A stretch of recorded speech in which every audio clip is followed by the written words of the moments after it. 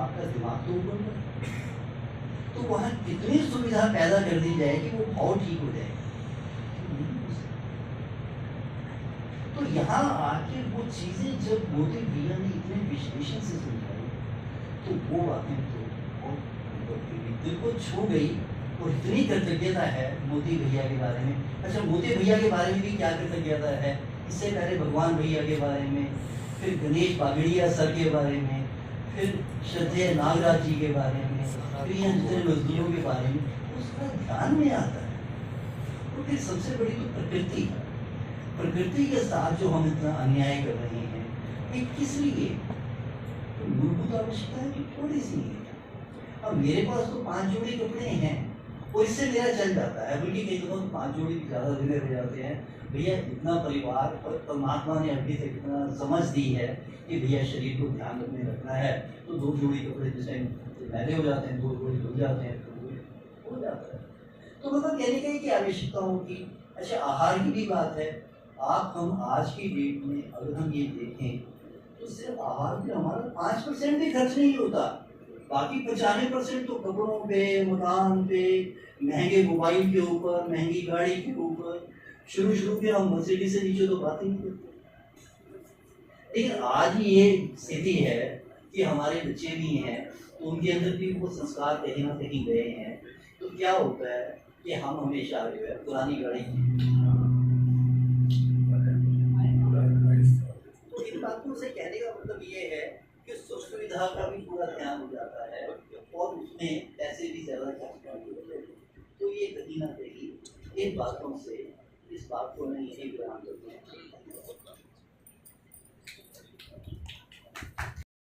So what I think is इस चीज़ को एक बड़े पेस की बहुत ज़्यादा ज़रूरत है। इस चीज़ को बहुत ऊंचा उठने की ज़रूरत है, काबिलियत भी है।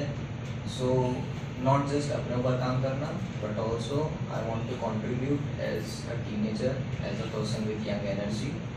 ज़रूरी है, essential है, तो करेंगे।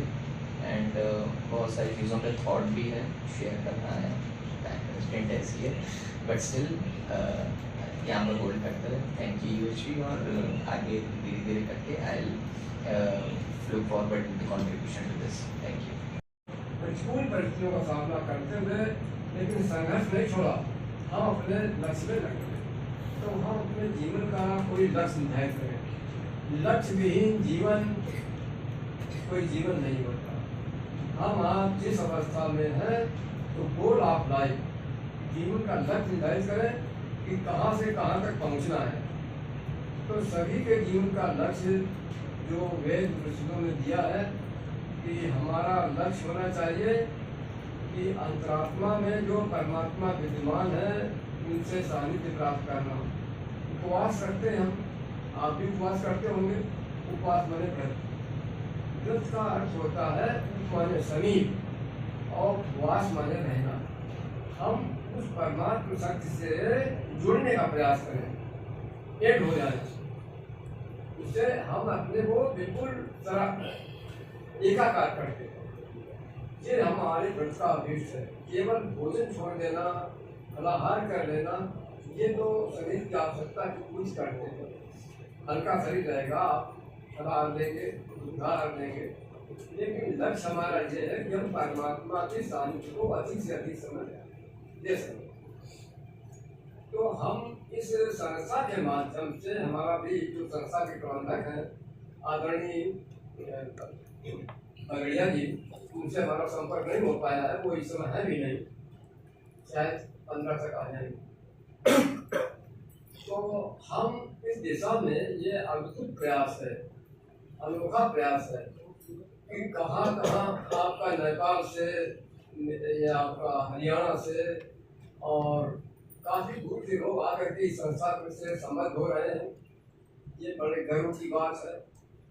और हमारी संस्था के यहाँ के अभी मैं पूर्ण रूप में यहाँ से जुड़ नहीं पाया हूँ, क्योंकि तो वर्ग में तो जो विचारधारा दी जाती है वो तो 7 दिन के कार्यक्रम के हिसाब से, कोई साहित्य यहाँ अगर निकला हो उसको देखेंगे, फिर 2 महीने बाद फिर कभी संपर्क होगा तो हमारे मैं अपना थोड़ा परिचय भी दे दें, ताकि मैं जब इस बह जाता हूँ तो परिचय भी देना भूल जाता हूँ। यही आपके निकट 8 किलोमीटर होगा, 10 किलोमीटर चौबुपुरी स्थान पड़ता है मंदरा से आगे, वहाँ मेरा रेजिडेंस है। और यहाँ बिठूर में गुरु जी का आश्रम है, चैतन्य धाम आश्रम। मैं वहाँ बचपन में 1968-70 के बीच में संपर्क में आ गया था, तब से जुड़ा हुआ हूँ। गुरु जी ने शर्त रखी कहा तुमको ऐसे महात्मा नहीं बनना है, हम जैसा कहें उस राह पे चलना है। मैं तो मानता नहीं, मैं ईश्वर पढ़ता था, हमने जैसा बताएं हम आपका अनुकरण करेंगे। तो गंगा जी मिले गए, गंगा स्नान कराया, कहा कि आप हाथ लाइए, और हाथ पे हाथ रख करके उन्होंने कुछ शपथ करवाई। कहना आपको संसारी जीवन में प्रवेश नहीं करके परमार्थ का ऋण निकालना है। अच्छी जीवन का जानते भी नहीं थे कैसा क्या होता परमार्थ। हमने कहा आपकी कृपा होगी तो मिल जाएगा, और हम तो जानते नहीं। भगवान की कृपा हुई, हनुमान जी ने हमारा विशेष सहयोग किया। एक बार समस्या आ गई, बहुत तगड़ी समस्या आ गई। मैं घर गया, वहाँ पालू माँ की शादी वाले शादी तय कर रहे, तो मेरे आंसू आ गए। मैं भोजन नहीं कर पाया उस दिन, और सुबह साइकिल घर चल दिया। हमने कहा आप जाते हैं गुरु जी के। 3 दिन गुरु जी के आ रहे, उन्होंने कहा जहाँ तुम पढ़ाते हो बच्चों का नुकसान हो रहा है, अब आप जाइए काम को चलिए। तो भाई समस्याएं हर व्यक्ति के जीवन में आएंगे, तो आप समस्याओं से घबराएं नहीं, कोई रास्ता भी निकलेगा उन्हीं कठिनाइयों के बीच में। आप केवल आत्मविश्वास से बैठ जाए। तो गुरु जी ने जो सौगंध करवाई थी कि चली रहा, तो इस तरीके से ये रहा। लेकिन इसमें रहने के दौरान जो समझ बढ़ी है उसका आज ही सुबह की है बात हो रही थी, काम बढ़ रही थी, तो उनका अनुभव में क्या मिला अनुभव, तो हमने कहा अनुभव यही है कि लोग साथ रहे, सब साथ में रहे, कोई कहीं से आया कहीं से आया, यहाँ कोई ना कंट्राडिक्शन हुआ, ना किसी का विवाद हुआ, कौन आगे बैठेगा, कौन पीछे बैठेगा, कौन कहाँ बैठेगा।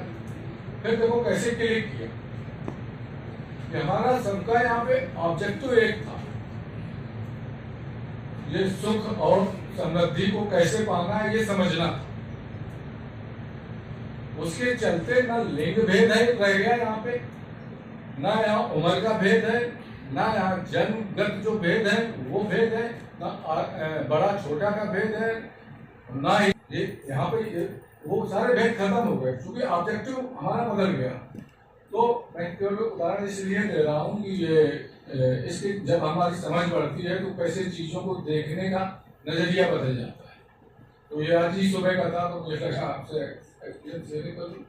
और मैंने जो आगे का प्लान है, मेरी उम्मीद है कि अगले सेशन में जब हम आएंगे तो जो एक्सपीरियंस वाला टॉपिक है जो हम अभी तक ब्लैंक हम यहाँ पे आप लोगों के साथ शेयर भी कर सकते हैं, और अपनी समझ को तो मैं अपनी चेतना को शायद कुछ बढ़ाने में भी सक्षम होगा। बहुत ही महत्वपूर्ण सदुपयोग हुआ है जिनका, इसके लिए सभी लोग जिन्होंने आयोजन किया है, खासकर मोदी भैया का, इनका सबका बहुत बहुत धन्यवाद है। कम से कम एक ऐसे नोबल काज की तरफ हम लोगों को खींचा है, जहाँ अगर कुछ कंट्रीब्यूशन भी ना करें, केवल खुद भी जान लें तो भी कल्याण है। तो कोशिश यही रहेगी कि संस्थान के साथ जुड़कर जो हम कंट्रीब्यूशन कर सकते हैं तन और मन से, वो जरूर करेगा। पहला आदमी ये संतान बोल कल्याण के कानपुर से आए हैं। यहाँ पे आकर मैंने देखा कि आप लोग के साथ एक परिवार जैसा लगा। पहले तो मैं इस चीज का अनुभव नहीं था, एक हाउस वाइफ होने नाते अपने घर से बाहर ज्यादा कुछ हमें नहीं मालूम था, बस विचार घर तक ही थे जो कुछ है। मगर यहाँ जब आए, सबको समझा जाना, सबके साथ मिले तो बहुत अच्छा लगा। एक साथ रहना, खाना, मतलब हमको अब ये लगता है कि शायद हम सुबह का सेशन ना करके कुछ गलती कर रहे हैं, अगर टाइम ना होने की वजह से नहीं पहुँच पाते उतनी सुबह। और बहुत सारी चीजें 6 महीने में, मतलब कुछ चीजें तो है जो सामने दिखी हैं, भले हम व्यक्त नहीं कर पा रहे हैं उन चीजों को। बहुत बदलाव आया है। पहले किसी चीज को कुछ बोल रहे हैं तुरंत जवाब दे देना, अपनी गलती ना मानना, ना समझना, ये लगता था क्या सब हमारी गलती है। अब रहता है कुछ बोल रहे अवॉइड कर दो, थोड़ा चुप हो जाओ, बाद में लगता नहीं गलती तो मेरी थी, हमें नहीं बोलना चाहिए, हमारी थी, हम बोल जाते। अब तो इनमें तो खैर हमने बहुत चेंज देखे हैं 6 महीने में, कि ये अपने आप को बहुत व्यस्त रखने लगे। तो आधा टाइम तो इसी में निकाल देते यूनिवर्सिटी में ही, जैसे सुबह का सेशन, उसके बाद यूट्यूब पे चालू हो जाता है। उनकी एक चीज हमने देखी है कि अभी 4 दिन पहले की बात है कि हमें बोलने की थोड़ी ज्यादा आदत है, कोई चीज रख देते मिलती नहीं है, तो हमारा चश्मा रख दिया, खो गया, पूरा दिन नहीं मिला, दूसरा चश्मा निकाला, वो भी नहाने सबने वहीं रख दिया, वो वहीं पे देख रहे हैं हमको नहीं मिल रहा। और इतना थक चुके थे, रात होते होते कह चुके थे कि कल हमें चलना है साथ में। अब इतने अकेले घर में, तो मुझे इतना डिप्रेशन था कि अब बोलेंगे चश्मा खो गया तो जाने क्या सुनने मिलेगा, तो 100 तरह बातें फिर दिमाग में आती हैं। तो हम अपने फ्रेंड से बात कर रहे थे, तब तक इन्होंने पीछे से शायद सुन लिया कि पता नहीं आज कौन हमारे लिए बनेगा कि हमें चश्मा कैसे मिलेगा। हम बहुत मुश्किल में है, पता चला ये चश्मा ढूंढ रहे हैं। 10-5 मिनट की होती तो अलग बात, हमें कुछ ना लगता, उन्होंने 2-2.5 घंटा चश्मा ढूंढा मेरा। फिर हमें क्लिक कर गया, हमने कहा हम बोले तो कुछ नहीं, चश्मा नहीं मिला। 12-1 बजे रात में इन्होंने जगा के हमको चश्मा दिया है, ये लो अपना चश्मा पकड़ो, हमने अपने पिलो के अंदर डाल दिया था, वो मिलने कहाँ सवाल था। तो हम सुबह उठते उठते हमने इनसे कहा, हमने कहा ये तो वही का असर है, ये आप नहीं हो जो अभी हमको ये तो ये करते हैं, तो तुम्हारा तो रोज का काम है, हम क्या करें।